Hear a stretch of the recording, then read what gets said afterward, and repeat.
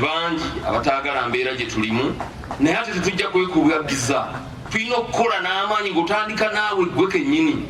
tuweeredde abaana ab'Emakerere badde mpulira mukulu Ssaalongo wano ku Bekkoomi ayogera ku digiri abaana ze bafunye naye abaana abasomye balina obuzibu bwe basanze kati jadde ewaka n'afuna mwana munne bwe batandika amaka naye otuuka mu maka nga firiji gye balina eyo ennyogoza loza nga mulimu akacungwa kamu ate kakyuka dda nekkala bw'otuuka ku masimu